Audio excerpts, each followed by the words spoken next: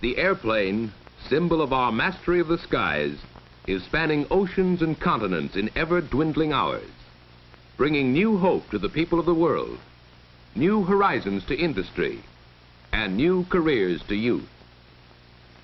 For air transportation has proved itself a vital factor in the social and economic life of modern civilization. It is a rapidly expanding industry embracing many trades and professions, an industry employing thousands of persons. For example, to keep each airliner in the air today, over 100 workers are needed on the ground. Many of these are engaged in office work. Of this number, the reservations department comprises a specialized group. It is here that flight schedules, rates, reservations, and related subjects are communicated directly to the public by telephone. The work is interesting, but requires tact, sales ability, and a pleasant, well-modulated voice. Another reservations job is at the ticket counter. Here, however, the duties include the actual issuing of tickets through direct personal contact with the public. As in many departments, the work is handled in shifts, for around-the-clock service characterizes the industry. Passengers for TWA flight 928 may not board their plane for new... The welfare of the passenger is of paramount importance. To care for his needs, men known as transportation agents are employed. Well trained in government and airline regulations, they have often gained their experience in previous jobs such as cargo agent, reservations representative, or similar work. Through on-the-job training, they learn how to prepare flight movement reports and coordinate the dispatching of passengers, mail, baggage, and freight. Transportation agents also contribute to the safety of the airline operations by determining the proper weight distribution of cargo. The operation of an airline requires countless messages in order to coordinate all departments. This is generally done by teletype and radio. Many of the teletypists are women, a large number of whom obtain their training in commercial schools. Accuracy and speed, as well as a knowledge of airline codes, is necessary. Although important, their work does not require the extensive training demanded of the radio operator. In addition to operating, he must be able to maintain and repair radio and telephonic equipment. He must hold a radio telephone second-class license or better issued by the Federal Communications Commission. The radio operator keeps in close touch with planes in flight, advising them on such things as operational details and weather conditions. Using weather balloons and various recording devices, the United States Weather Bureau gathers nationwide climatic information and sends it via teletype to airlines throughout the country. The information is then charted, analyzed, and interpreted into weather forecasts by the airline's meteorological department. This work requires specialized college training and unusual accuracy in judgment. But the key figure in all flight operations is the flight superintendent. He is the man who decides whether the planes will fly or not. He releases all planes on his division, follows their progress in the air, and keeps the captains or pilots advised of conditions affecting their flight. The flight superintendent, together with the captain, plans each flight in detail. This exacting work calls for a pilot who is also a qualified dispatcher, certificated by the Civil Aeronautics Authority. In addition, he must have an accurate knowledge of communication facilities. His responsibility is great, for he coordinates all flight operations to achieve these objectives: safe, swift, and dependable air transportation. But the safety of operations also depends upon the proper maintenance of planes. For this reason, many skilled mechanics must be employed. Their work is highly specialized, and those who direct or supervise such work must hold a federal government certificate and rating depending upon the type of work they do. For example, mechanics qualified to supervise work on general maintenance, including dismantling, welding, or fabricating, must hold what is called an A, or aircraft certificate.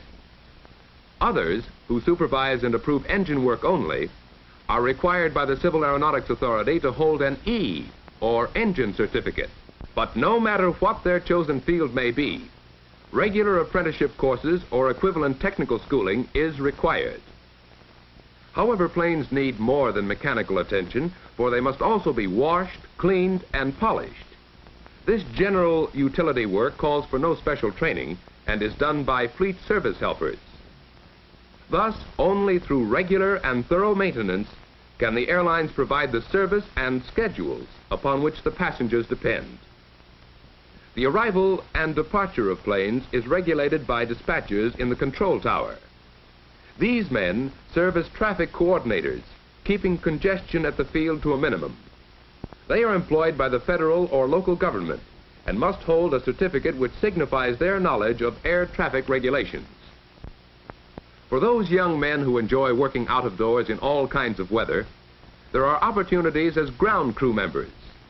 Fast work in refueling and servicing of planes is required.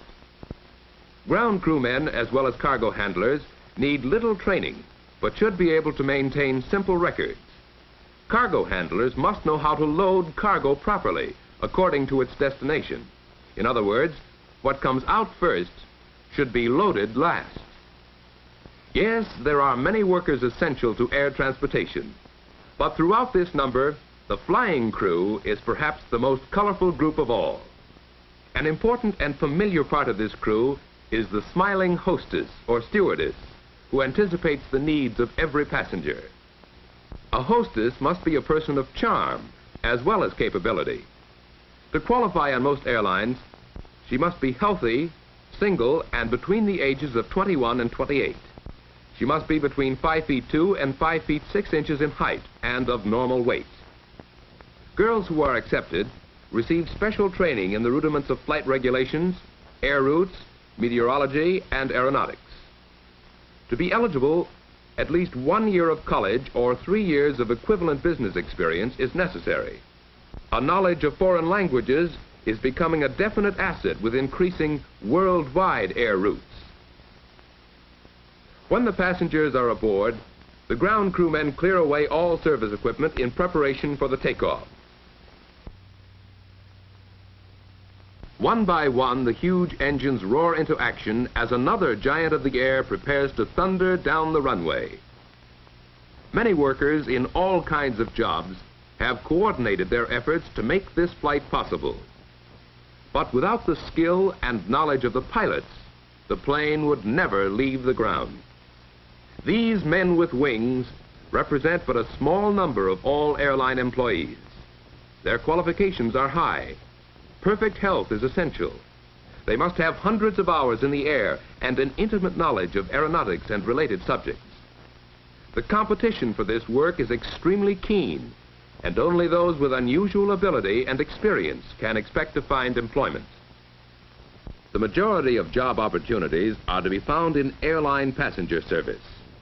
However, freight and air express services are expanding rapidly to meet an increasing demand for swift transport of medicines, perishable foods, furniture, and hundreds of other products.